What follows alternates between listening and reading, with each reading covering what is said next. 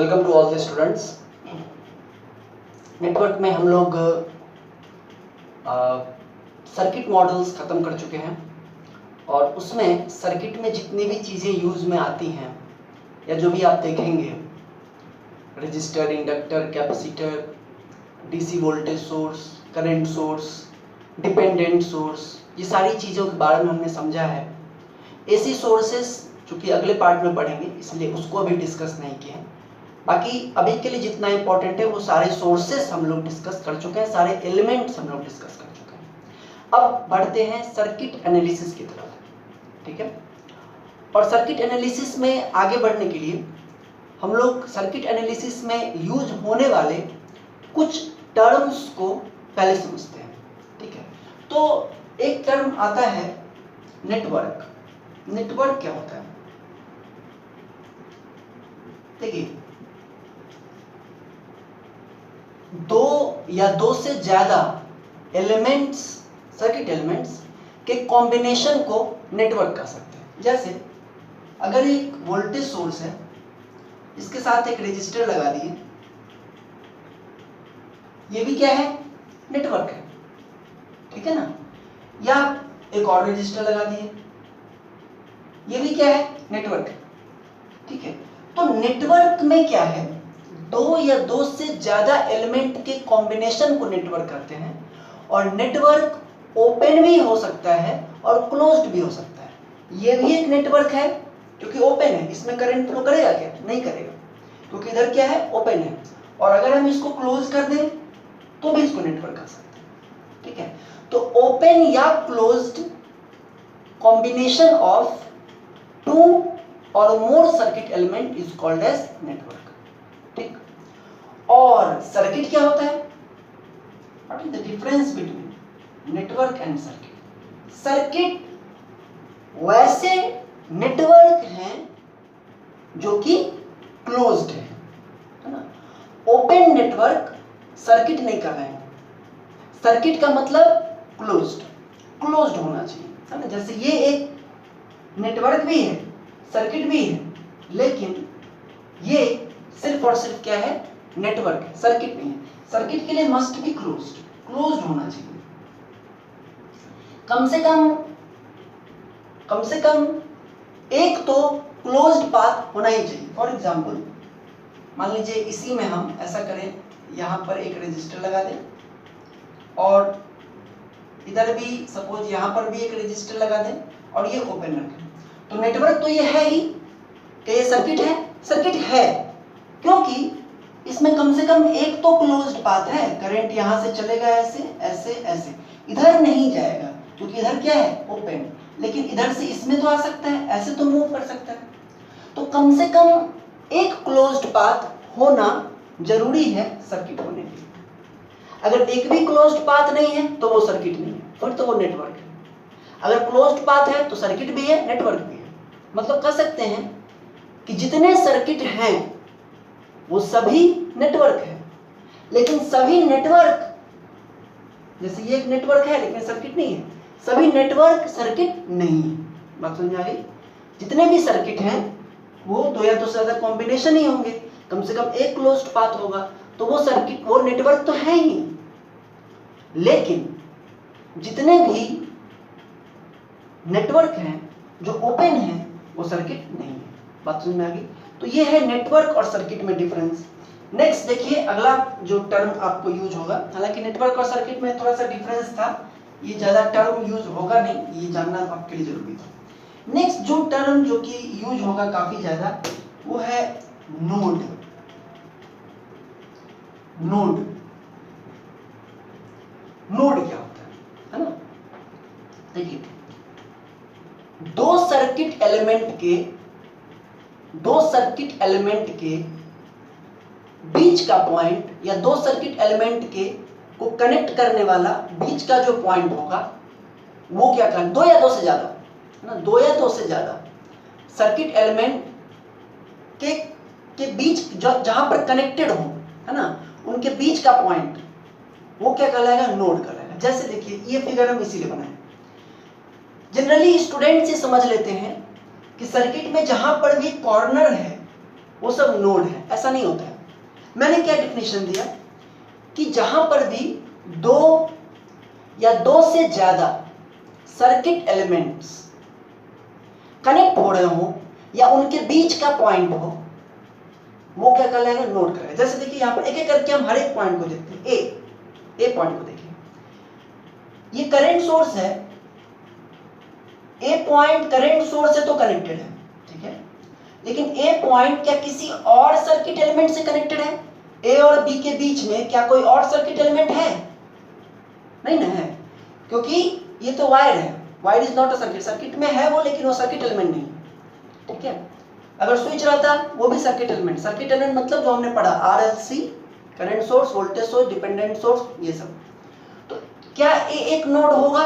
नहीं होगा, क्योंकि ए के साथ सिर्फ एक ही सोर्स, सिर्फ एक ही सर्किट एलिमेंट कनेक्टेड है, करंट सोर्स, तो ए नोड नहीं होगा, ठीक है। समझ में आ गई बात? ठीक है, क्योंकि ए के साथ सिर्फ एक कनेक्टेड है। अब आते हैं बी पे, ठीक है। बी देखिए, बी के साथ कौन कौन सर्किट एलिमेंट कनेक्टेड है, ठीक है।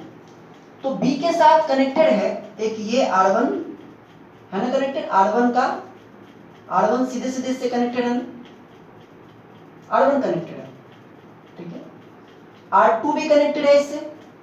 ये H और I पॉइंट मैंने ऐसे ही ले लिया है ताकि जब ब्रांच पढ़ाएंगे तो ब्रांच का नाम बताने में दिक्कत नहीं। लेकिन ये जो R1 है ये सीधे B से कनेक्टेड है कि नहीं, और R2 भी B से कनेक्टेड है, ठीक है। R2 भी B से कनेक्टेड है। ये R3 भी B से कनेक्टेड है, R3 भी B से कनेक्टेड है, तो तीन एलिमेंट हो गए। और एक और भी एलिमेंट B से कनेक्टेड है, कौन? ये करंट सोर्स, ये भी तो B से कनेक्टेड। अब आप कहेंगे ये तो A से कनेक्टेड है, तो A पॉइंट कहिए या B पॉइंट कहिए, ये दोनों पॉइंट एक ही हैं, क्योंकि इन दोनों के बीच में कोई दूसरा एलिमेंट नहीं है ना। A और B के बीच में कोई भी दूसरा एलिमेंट नहीं है, इसका मतलब कह सकते हैं कि A और B एक ही पॉइंट है, ठीक है। तो ये इस B पॉइंट पे कौन कौन एलिमेंट कनेक्टेड है? करंट सोर्स कनेक्टेड है सीधे। A और B एक ही पॉइंट है, क्योंकि इन दोनों के बीच में कोई भी दूसरा एलिमेंट नहीं है। सिमिलरली H और B एक ही पॉइंट है, क्योंकि इनके बीच में कुछ नहीं है। I और B एक ही पॉइंट है, C और B एक ही पॉइंट है, क्योंकि इनके बीच में कोई एलिमेंट नहीं है। तो B के साथ चार एलिमेंट कनेक्टेड है, एक करंट सोर्स भी कनेक्टेड है, एक R1 भी कनेक्टेड है, R2 भी कनेक्टेड है, R3 भी कनेक्टेड है।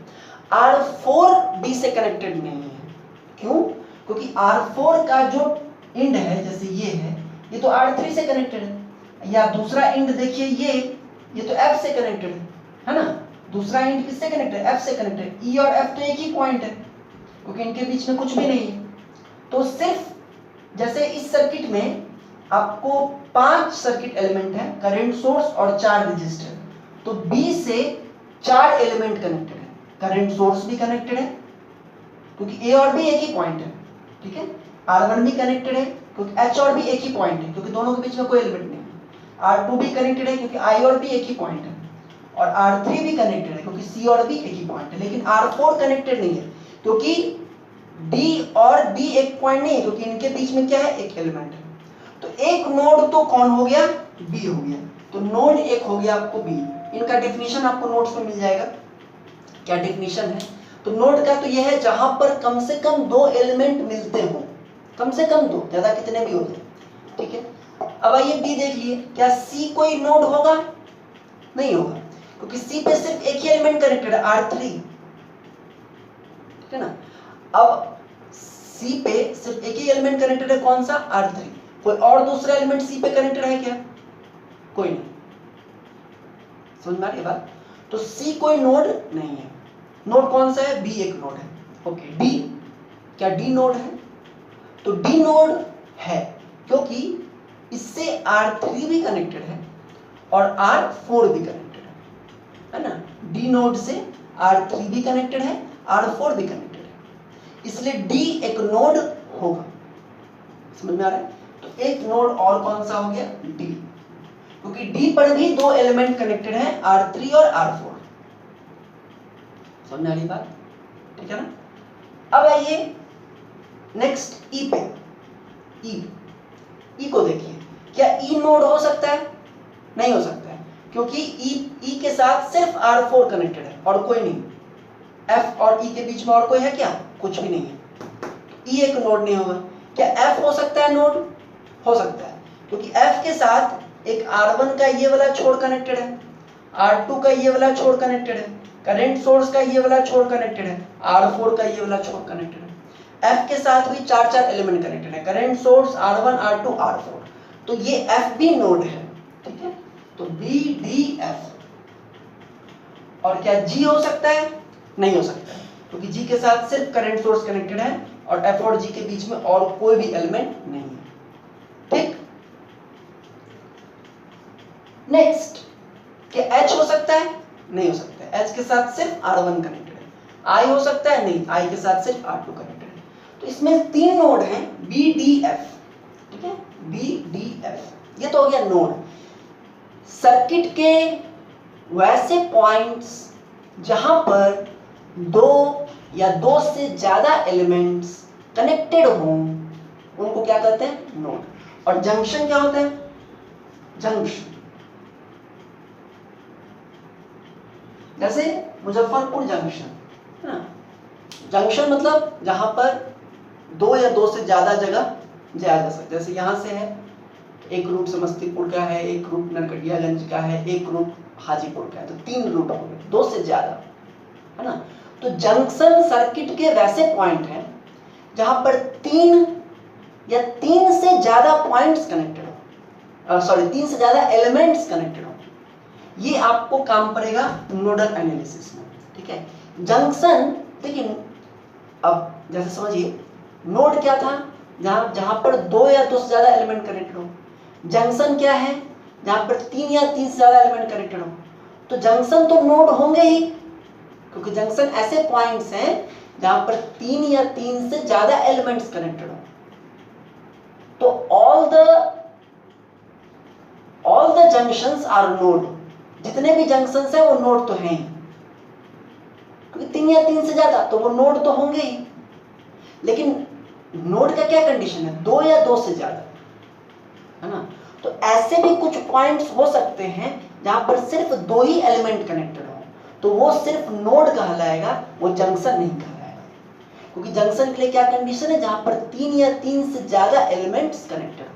अब जैसे कि इस फिगर में देखिए, हम मतलब जो नोड होंगे उन्हीं में से कोई जंक्शन होगा, है ना। ऐसा नहीं कि ए अब फिर से हम अब यहाँ पे जंक्शन खोजना तो फिर से ए को देखने लगे, भाई ए तो नोड ही नहीं है, तो जंक्शन कहां से होगा? ऐसे नोड जहां पर तीन या तीन से ज्यादा एलिमेंट्स कनेक्टेड हो, वही जंक्शन होता है। तो जैसे देखिए, इन्हीं तीनों में से कोई जंक्शन हो, तो बी को देखिए जरा, बी पे कितने एलिमेंट कनेक्टेड है? चार। कौन कौन? Current source R1, R2, R3, चार एलिमेंट कनेक्टेड है। तो बी क्या होगा? नोड तो है ही, जंक्शन भी होगा। तो जंक्शन क्या हो गया? बी। ठीक है, नेक्स्ट एक और नोड है आपका डी। तो डी को जरा चेक कीजिए, डी पे कितने एलिमेंट कनेक्टेड है? दो ही एलिमेंट कनेक्टेड है, R3 और R4, है ना। तो डी जो है वो नोड है, जंक्शन नहीं है। बात समझ में आ गई? D is only node, it is not a junction, क्योंकि यहां पर सिर्फ दो एलिमेंट कनेक्टेड है। एफ को देखिए, एफ, क्या एफ नोड तो है ही, क्या जंक्शन भी है? है, क्योंकि यहां पर भी एक करंट सोर्स कनेक्टेड है, R1 कनेक्टेड है, R2 कनेक्टेड है, R4 कनेक्टेड है। तो B and F are junctions, correct. तो ये हो गया नोड और ये हो गया जंक्शन। नेक्स्ट जो आपको देखना है वो है ब्रांच। ब्रांच क्या होता है? देखिए, सिंपल सा डेफिनेशन है ब्रांच का।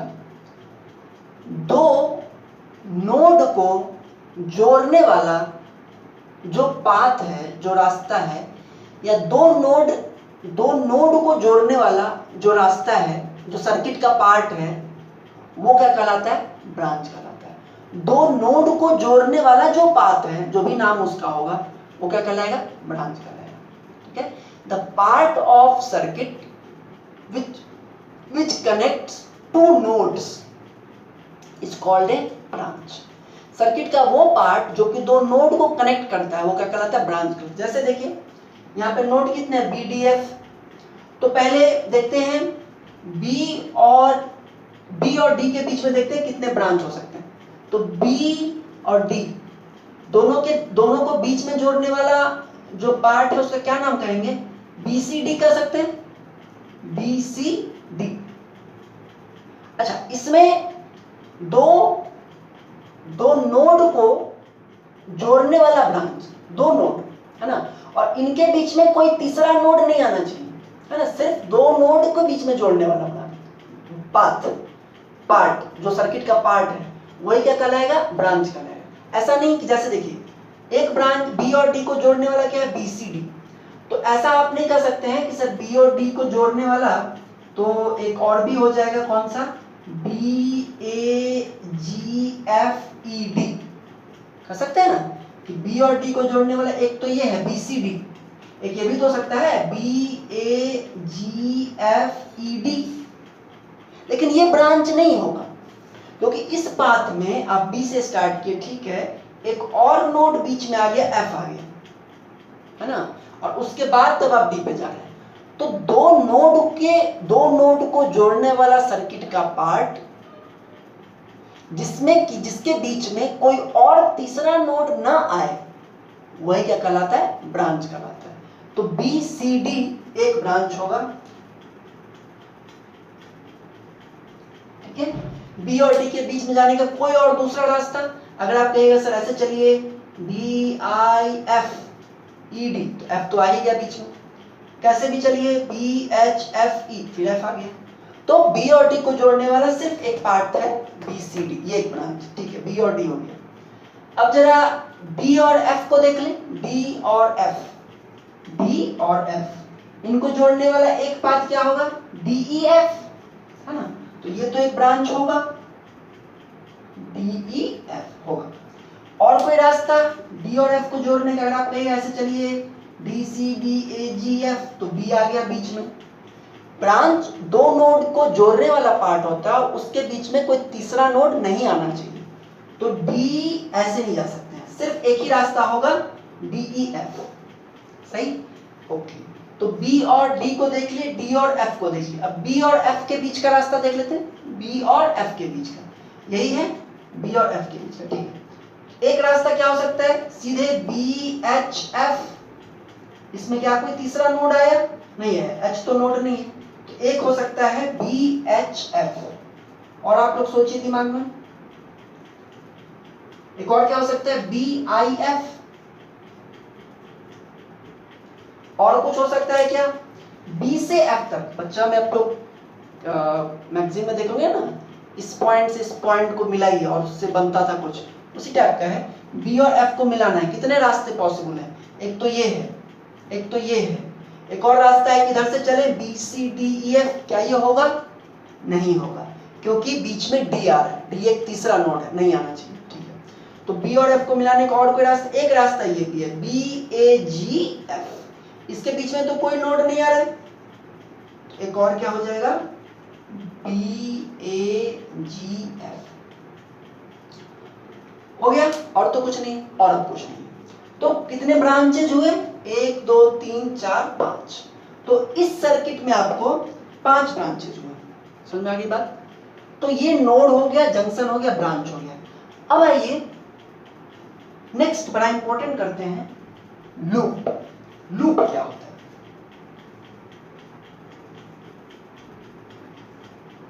लूप, ठीक है, देखिए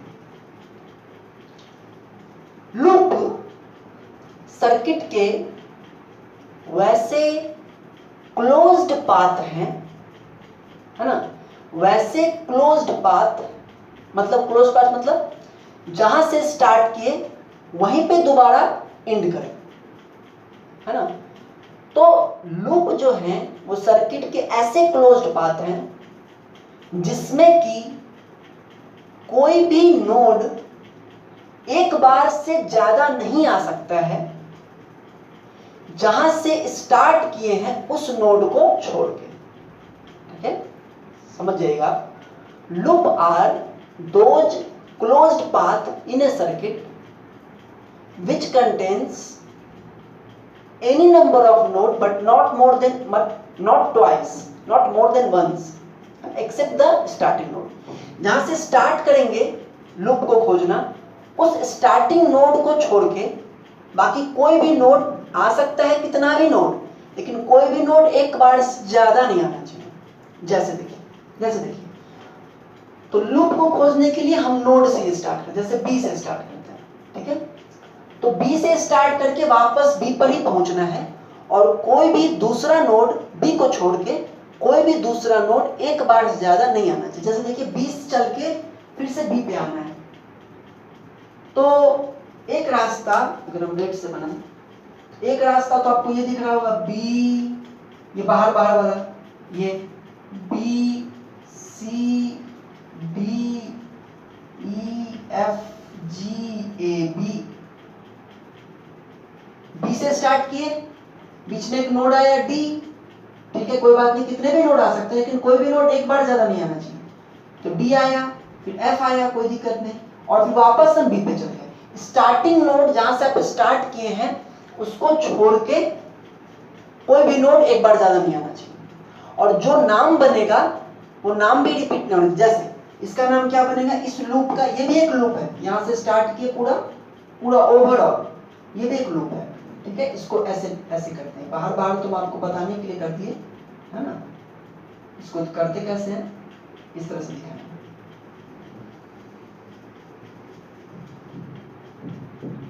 ठीक है।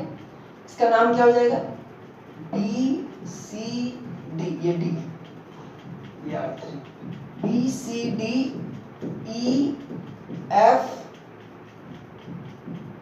जी ए बी, ये एक लूप हो गया। अब इस नाम का कोई दूसरा लूप और नहीं होना चाहिए, ठीक है। चलिए, और कोई लूप, एक तो ये आप समझ गए, और कोई लूप, तो लूप यानी कि जिस नोड से स्टार्ट किए फिर उसी नोड पर। तो अभी बी से और देखते हैं और कितने हो सकते हैं। देखिए बी से अगर स्टार्ट करें तो एक ये भी हो सकता है, कैसा, देखिए बी से अगर स्टार्ट करें तो एक ये भी हो सकता है, B C D E F I B हो सकता है क्या, इसी में B C D E F I B हो सकता है। तो ये भी एक लूप है, B C D E F I B, this is also a loop, ये भी लूप है ना, ये भी लूप है। अच्छा, अगर ये आपको समझ में आ गया तो आपका दिमाग और खुलेगा कि सर ये भी हो सकता है, B A G F H B, B A G F H B, हाँ बिल्कुल हो सकता है। तो B A G F H B, ये भी हो सकता है। और कुछ हो सकता है अपने यहां से, ये भी हो सकता है, यहां से चले B I F H B, ये भी एक लूप हो सकता है अंदर वाला, बिल्कुल हो सकता है, क्योंकि बी से स्टार्ट कर रहे हैं, एफ पे जा रहे हैं, रिटर्न हो रहे हैं, एफ दोबारा नहीं आ रहे, तो ये भी हो सकता है, B I F H B, ये आप समझ गए, ये चार हो गए। और देखते हैं क्या और भी लूप हो सकते हैं, सोचिए। तो अगर ध्यान से देखें तो अभी कुछ और भी लूप पॉसिबल है, कैसे,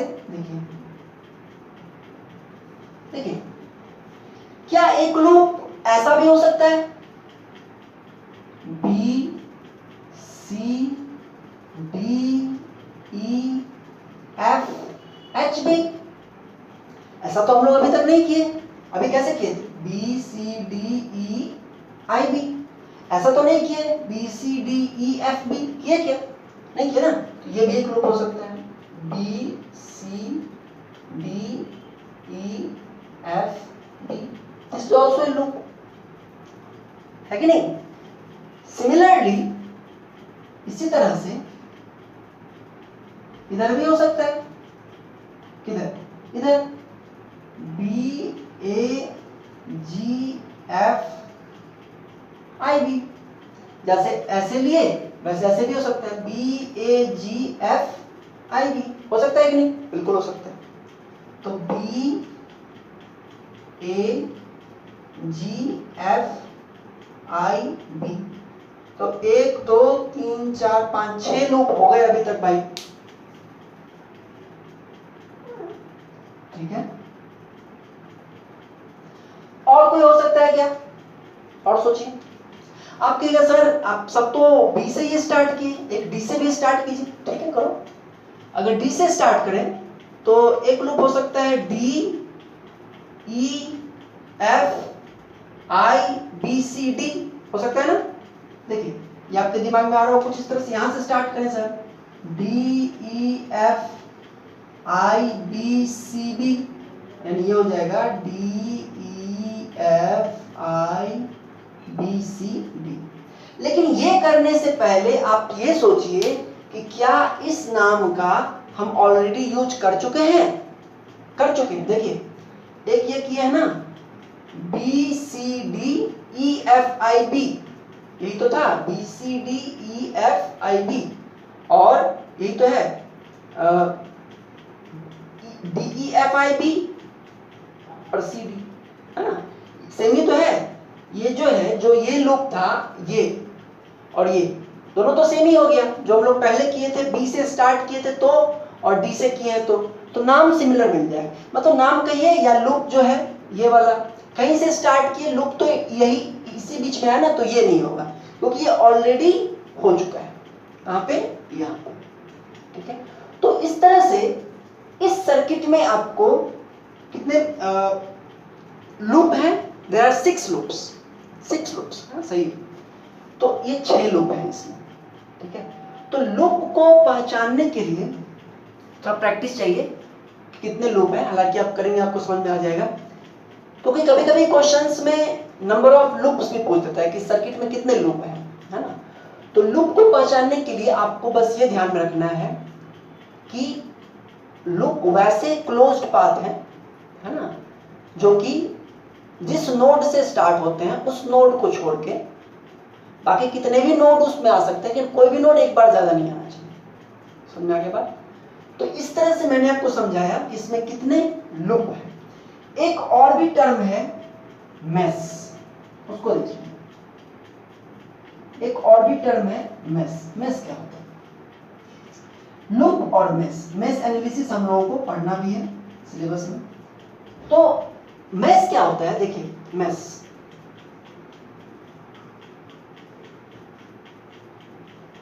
जैसे जंक्शन जो था वो वैसे नोड थे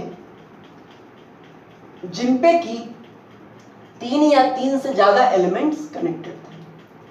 तो वैसे ही मेस जो हैं वो वैसे लूप हैं, लूपी है। मेस क्या है? लूपी है। लेकिन वैसे लूप जिनके अंदर में कोई दूसरा लूप ना हो।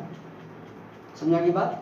Mess are those loop which does not contain any other loop। नहीं समझ में आया होगा, है ना, क्योंकि करेंगे तब समझ आएगा। लेकिन देखिए मेस क्या कर रहा है? मेस वैसे लूप हैं जिनके अंदर कोई और लूप ना हो। चलिए देखते हैं। सबसे पहला जो हमने लूप लिया है B C D E F G A B, ये पूरा है ना, ये पूरा है। यहां से चले ये पूरा लूप है क्या? ये पहला वाला। इसके अंदर में अब पता करना है कि ये मेस है कि नहीं।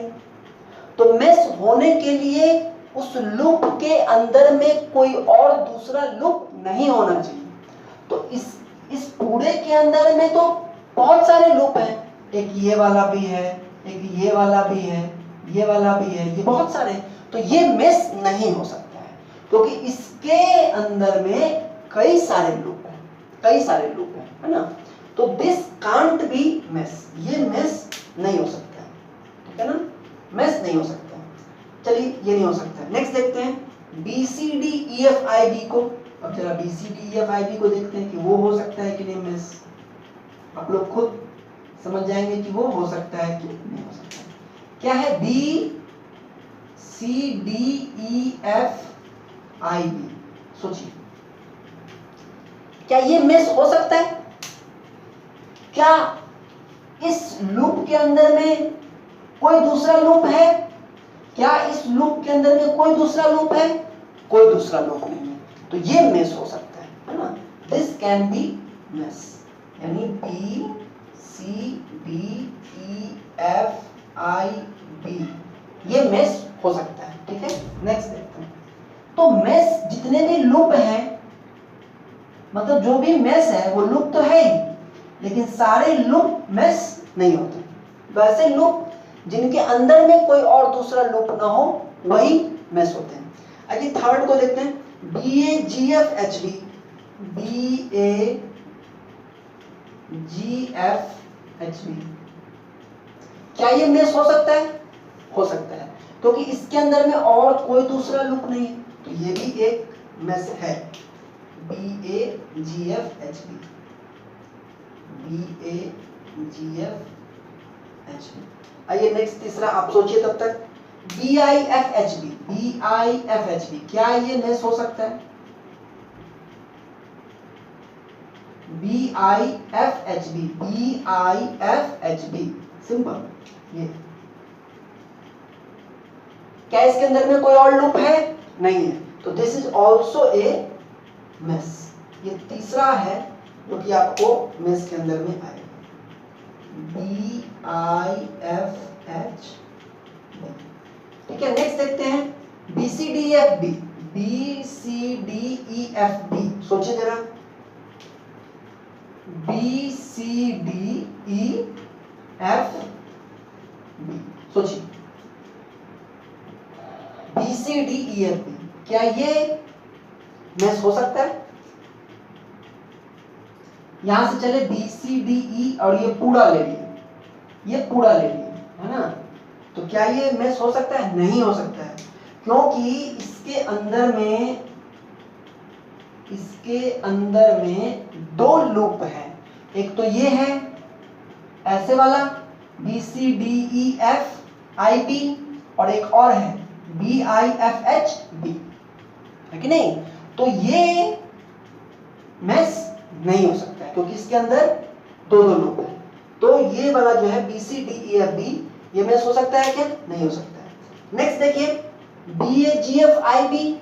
B A G F I B, ये इधर इतना, क्या ये मेस हो सकता है? कौन सा है देख लीजिए, last. B A G F I B हो सकता है क्या? नहीं हो सकता है, क्योंकि इस लूप के अंदर में एक ये भी लूप है, एक ये भी लूप है। और मेस वैसे लूप होते हैं जिनके अंदर में कोई और लूप ना हो, तो ये भी आपको मेस नहीं हो सकता। तो कितने मेस है इसमें? 3 मेस है। एक मेस ये है, एक मेस ये है, और एक मेस, 3 मेस। समझ आ गया? तो आपने बड़ा इंपॉर्टेंट चीजें समझा, network, circuit, branch, node, junction, loop, mesh. हर एक का जो प्रॉपर डेफिनेशन है वो आपको नोट्स में चला जाएगा। बाकी कैसे समझना है, सर्किट में कितने नोड हैं, क्या है, वो हम लोग समझ गए। अब आइए नेक्स्ट टॉपिक देखते हैं, किरचॉफ्स लॉज। देखिए, रॉबर्ट गुस्ताव किरचॉफ्स, यह है पूरा नाम। किरचॉफ्स जो हम लोग पढ़ते हैं, इनका पूरा नाम है Robert Gustav Kirchhoff's, German physicist. और इन्होंने बहुत कम एज में, 20s में, 21 या 26 इस तरह से है, 20s में उन्होंने ये 2 लॉ दिए, किरचॉफ्स करंट लॉ और किरचॉफ्स वोल्टेज लॉ, जिसके मदद से हम लोग सर्किट के क्वेश्चंस को सॉल्व करते हैं। ठीक है क्या? बहुत सिंपल लॉज है। इससे सबसे पहला है किरचॉफ्स करंट लॉ, आप लोग जानते भी होंगे इसके बारे में। किरचॉफ्स करंट लॉ जो उन्होंने दिया, उसका बेसिस था कंजर्वेशन ऑफ चार्ज के ऊपर, है ना? उनका ये कहना था कि अगर हमने चार्ज को एक फोर्स दिया है, जैसे बैटरी लगा करके हम चार्ज को फोर्स देते हैं, जूल पर कूलम कुछ एनर्जी देते हैं, तो अगर हमने कुछ फोर्स दिया है चार्ज को, तो चार्ज मूव करेगा, और जब चार्ज मूव करेगा तो वो किसी पॉइंट पे जमा नहीं होगा, है ना। जिस भी वायर से या जिस भी मटेरियल से वो पास कर रहा है वो कहीं पे स्टोर नहीं होगा, इट विल कंटिन्यूअसली मूव, है ना। और अगर सर्किट का कोई ऐसा पॉइंट है जहां पे कई सारे ब्रांचेज हैं, तो जितना चार्ज वहां इन करेगा उतना ही चार्ज वहां से निकल जाएगा। ऐसा नहीं है कि वहां पर कुछ चार्ज का स्टोरेज हो जाएगा, नहीं। कुछ फोर्स है, चार्जेस आएंगे, जितने आएंगे उतने ही निकलेंगे, कहीं पर भी सर्किट में चार्ज का स्टोरेज नहीं होगा। कंजर्वेशन ऑफ चार्ज के प्रिंसिपल उन्होंने ये दिया, और इसका हम लोग यूज करते हैं कि मान लीजिए सर्किट का कोई पॉइंट है, ये जैसे कि यहाँ पर इस सर्किट में अगर आप देखिए तो आपको दिखेगा कि इस सर्किट में सिर्फ 2 नोड है, एक नोड यहाँ है तो इसके और इसके बीच का मीटिंग पॉइंट है ना। एक नोड यहाँ है, ठीक है। क्या ये कोई नोड हो सकता है? नहीं हो सकता है, क्योंकि ये और ये पॉइंट तो सेम ही है, ठीक है। ये हो सकता है क्योंकि इसके और इसके बीच का है, ठीक है। और एक और नोड कहाँ हो सकता है? यहाँ हो सकता है। 3 ही नोड है, ये भी नहीं हो सकता है ना, क्योंकि ये और ये पॉइंट तो सेम ही है, लेकिन ये और ये पॉइंट सेम नहीं क्योंकि बीच में तो 3 नोड है, ठीक है ना। तो अकॉर्डिंग टू केसीएल या किरचॉफ्स करंट लॉ या कंजर्वेशन ऑफ चार्ज, कि जितना जैसे सोर्स है, इसने कुछ फोर्स लगाया चार्ज पे, चार्ज मूव करेगा, तो चार्ज जब मूव करेगा तो किसी जगह पे जमा नहीं होगा। जितना चार्ज किसी पॉइंट पे आएगा, किसी नोड पे आएगा, जंक्शन पे आएगा, उतना ही वहां से निकल जाएगा। अब जैसे कि अगर ये कोई पॉइंट है सर्किट का, और यहाँ पर सपोज I1 आ रहा है करंट, I2 आ रहा है ना, I3 आ रहा है, और I4 भी यहाँ आ रहा है, ठीक है।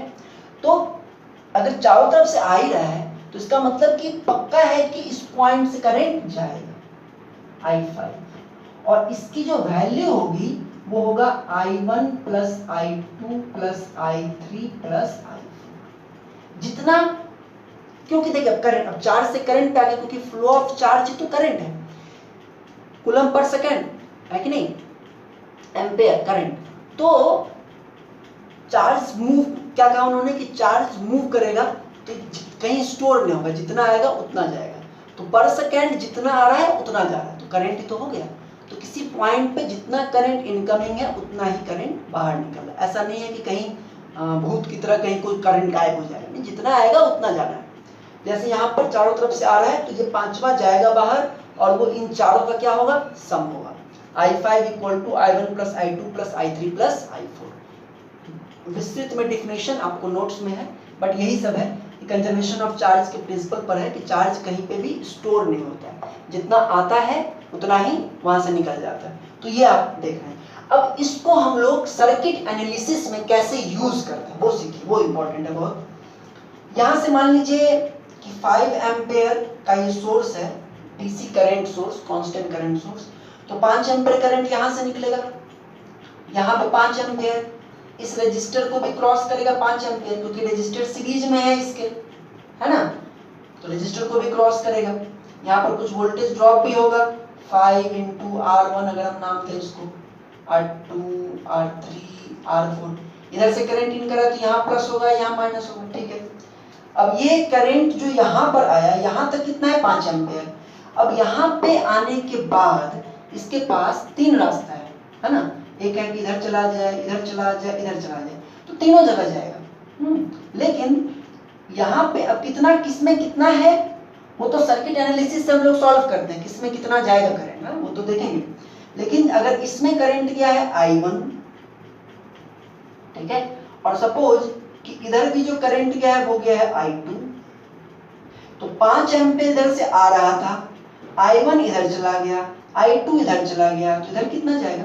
I3 भी लिख सकते हैं, है ना, I3 भी लिख सकते हैं, या इसको ये भी तो लिख सकते हैं 5 माइनस I1 प्लस I2 लिख सकते हैं ना, कि 5 में से मान लीजिए 1 एम्पीयर इधर गया, 1 एम्पीयर इधर गया, तो 2 एम्पीयर इधर चला गया, इधर कितना जाएगा? 3 एम्पीयर। तो I1 I2 5 minus I1 plus I2। इसको कहते हैं करंट डिवीजन। हालांकि करंट डिवीजन रूल अलग है, वो हम लोग पढ़ेंगे, लेकिन ये है करंट डिवीजन। केसीएल को यूज करके जो हमने करंट डिवीजन किया, केसीएल केवीएल नेवर फेल्स, कभी नहीं फेल करता है। तो यहाँ पे 5 एम्पीयर आया, I1 इधर मान लिए, I2 इधर क्या मानेंगे 5 माइनस I1 प्लस I2, ठीक है। तो this is about Kirchhoff's current law depending on conservation of charge, ठीक है। तो ये बेसिकली है आपका, और किस तरह से इसका एप्लीकेशन है हम लोग करेंगे इसमें। आइए नेक्स्ट एक और लॉ, जो सेकंड लॉ है किरचॉफ्स वोल्टेज लॉ। सेकंड जो लॉ किरचॉफ्स ने दिया वो है किरचॉफ्स वोल्टेज लॉ। और ये जो लॉ है ये बेस्ड है किस पे, कंजर्वेशन ऑफ एनर्जी पर। और कंजर्वेशन ऑफ एनर्जी क्या कहता है, सिंपल कहता है कि जितनी एनर्जी किसी ने दी है ना, वो एनर्जी पूरी की पूरी यूज होगी। जैसे कि ये सर्किट देखिए, अगर जैसे ये वोल्टेज सोर्स है ना, ये कुछ सप्लाई करता है, ये कुछ एनर्जी देगा, है ना। वोल्टेज सोर्स है, जूल पर कूलम, कुछ एनर्जी देगा ये प्रत्येक कूलम को। तो ये कहता है, किरचॉफ्स वोल्टेज लॉ का ये कहना है, मतलब एक स्टेटमेंट तो ये है कि किसी भी सर्किट में कोई भी सोर्स जो एनर्जी देता है वो बराबर होता है उस सर्किट के दूसरे एलिमेंट जो एनर्जी एब्जॉर्ब करते हैं। जितना एनर्जी ये सोर्स देगा, बाकी के एलिमेंट्स उतनी एनर्जी को एब्जॉर्ब करेंगे। मतलब जितना देगा कोई सोर्स उतना ही एब्जॉर्ब होगा। दोनों के बीच का जो डिफरेंस है, ऐसा कोई डिफरेंस नहीं होगा। जितने एनर्जी ये देगा उतना एनर्जी ये दोनों मिलकर के एब्जॉर्ब कर लेंगे। और रेजिस्टर का आपको पता है, ये एब्जॉर्ब करके हीट के रूप में उड़ाता है। कैपेसिटर एब्जॉर्ब करके इलेक्ट्रिक फील्ड बनाता है, और इंडक्टर एब्जॉर्ब करके मैग्नेटिक फील्ड बनाता है, जो हम लोग पढ़ चुके हैं। तो कंजर्वेशन ऑफ एनर्जी क्या करता है, energy can neither be created not be destroyed, in the sense कि एनर्जी कहीं बर्बाद नहीं हो सकती है। जितना इसने दिया, अगर इसने 10 जूल पर कूलम दिया है, तो ये दोनों मिलाकर के उस एनर्जी को एब्जॉर्ब करेंगे, है ना। उसके अलावा और भी कहीं एनर्जी नहीं जाएगी, ठीक है। इसी सर्किट में इन्हीं के बीच में रहेगी, कहीं कुछ एनर्जी का कोई लॉस नहीं होगा।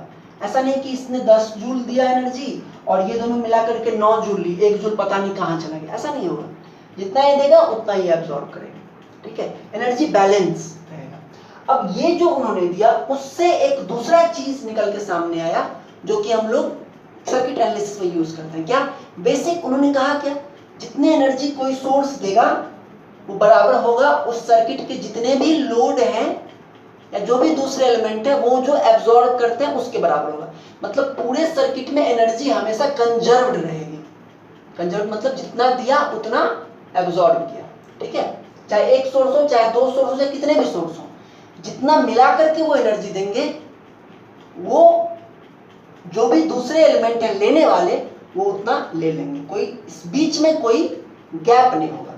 तो यानी कि सपोज कि यहाँ से करंट अगर वोल्टेज सोर्स V वोल्ट का है, करंट I है, R1 से जाएगा, तो यहाँ पर एक वोल्टेज R1 के क्रॉस होगा, I इंटू R1, और करंट इधर से जाएगा तो यहाँ पर इसके क्रॉस भी होगा, E2 equal to I into R2। उन्होंने क्या कहा, जितना ये एनर्जी देगा वो बराबर होगा ये और ये जितना एनर्जी एब्जॉर्ब करेगा। तो ये कितना एनर्जी देगा, एनर्जी होता है पावर इंटू टाइम, और ये वोल्टेज सोर्स कितना, पावर का क्या फॉर्मूला होता है, वोल्टेज इंटू करंट, है ना। तो ये सोर्स जो पावर दे रहा है PS into I into T, power into time. मान लीजिए 1 घंटे तक ये सोर्स चला, तो जितना ये सोर्स पावर दे रहा है इंटू टी इक्वल टू क्या होगा, power taken by R1 into T, उतने देर में ये कितना पावर ले रहा है, plus power taken by R2 into T. अब टी तो कट जाएगा तीनों में। अब देखो ये जो है, ये है as per conservation of energy, कि जितना इसने एनर्जी दिया उतना इन दोनों ने मिलकर के एब्जॉर्ब किया। लेकिन इससे किरचॉफ्स वोल्टेज लॉ इक्वेशन कैसे बनता है वो देखिए, it will get cancelled, PS power delivered by source, तो पावर क्या होता है, वोल्टेज इंटू करंट, तो ये हो जाएगा V into I equal to power absorb by resistor, तो रेजिस्टर का पावर एब्जॉर्ब कितना होता है, या तो I स्क्वायर R1 कहिए, या वोल्टेज के टर्म्स में क्या हम बताए थे कि जितना इसके क्रॉस वोल्टेज ड्रॉप हो रहा है इनटू जितना इससे करंट पास हो रहा है। तो इसके क्रॉस वोल्टेज ड्रॉप कितना हो रहा है, E1, क्या लिखेंगे, E1 इंटू I प्लस इसके क्रॉस वोल्टेज ड्रॉप कितना है, E2 इंटू I। तो I कैंसिल हो जाएगा और आपको क्या मिलेगा, V equal to E1 plus E2। ये जो इक्वेशन आया ये हमारे काम का है, ये इक्वेशन हमारे काम का। और ये क्या बता रहा है कि एक सर्किट में, एक क्लोज्ड पाथ में, है ना, एक क्लोज्ड पाथ में जो टोटल वोल्टेजेस होते हैं, एक क्लोज्ड पाथ में जो टोटल वोल्टेजेस होते हैं, टोटल वोल्टेजेस मतलब सोर्स का वोल्टेज प्लस लोड के अक्रॉस जो वोल्टेज ड्रॉप्स हैं E1 E2, है ना। तो एक सर्किट में जो टोटल वोल्टेजेस होते हैं उनका सम इक्वल टू 0 होता है करेक्ट पोलरिटी में लेने पर। मतलब क्या देखिए, ये हम कहें ना, इसको ऐसे भी लिख सकते हैं क्या, V minus E1 minus E2 equal to 0, ऐसा लिख सकते हैं, है ना। तो स्टेटमेंट ये है कि sum of all the voltages in a circuit including source voltage as well as voltage drop across elements is equal to 0। लेकिन इक्वेशन तो ये है, यहां से क्या आ रहा है, V equal to E1 plus E2, इसको कर रहे हैं तो क्या आ रहा है, V minus E1 minus E2 equal to 0। हम इसको डेफिनेशन बना रहे हैं। लेकिन अगर हम ये स्टेटमेंट दे रहे हैं कि sum of voltage given by source and voltage drop across element is equal to 0, सबका सम 0 है, तो कोई ये भी तो समझ सकता है कि V plus E1 plus E2 equal to 0, ऐसा भी तो समझ सकता है। इस स्टेटमेंट का मतलब कि वोल्टेज का सोर्स और इनके क्रॉस जो वोल्टेज ड्रॉप है उन सब का सम 0, ऐसा भी तो समझ सकता है। लेकिन ऐसा तो नहीं होता है, होता क्या है, ऐसा होता है।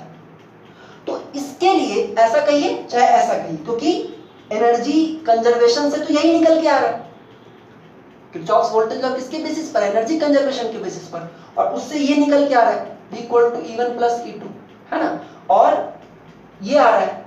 लेकिन अगर हम कह रहे हैं कि sum of voltages given by source plus voltage drop equal to 0, तो कोई समझ सकता है कि ये भी है, इसलिए उसमें एक लाइन ऐड किया गया, taking voltages in correct polarity, सही पोलरिटी से लेने पर।